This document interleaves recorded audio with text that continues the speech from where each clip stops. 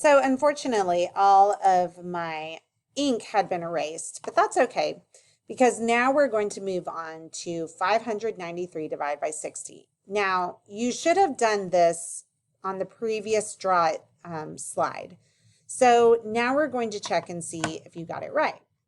So let's do our steps. Mom does McDonald's serve cheeseburgers really? And we're going to do our multiples of 60. So our multiples of 60, once again, are the multiples of 6 with a 0 on the end.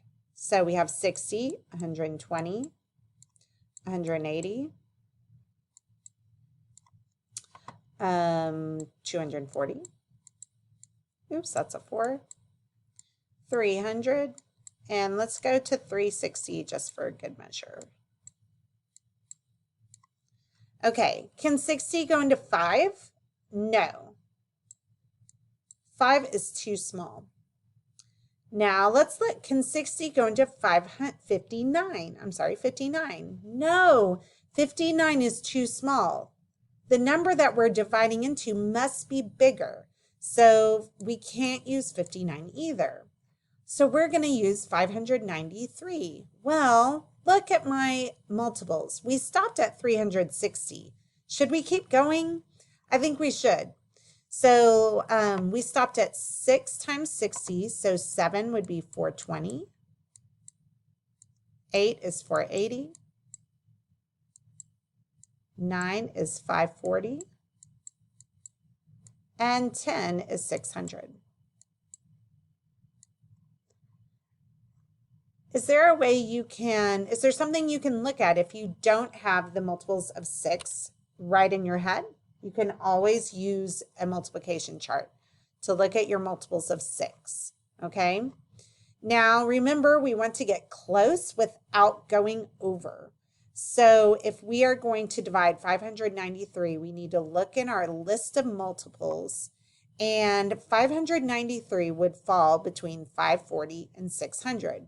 Well, we can't use 600 because we can't go over. So we're going to use 540. So let's count which multiple that is. 1, 2, 3, 4, 5, 6, 7, 8, 9. That is the 9th multiple. Okay, so that is dividing. 660 goes into 593 9 times. 9 times 60 is 540. We multiplied. Now we're going to subtract. 3 minus 0 is 3. 9 minus 4 is 5. And that would be 0. We're going to bring down. Now look, because we used the entire dividend to divide, I don't have anything to bring down. Okay. So I'm guessing what they want us to put here is 0 because we're done. We don't have anything to bring down. So our remainder is 53. Now, did you get it correct? If you did, that's awesome. If you didn't, I want you to go back and do it correctly.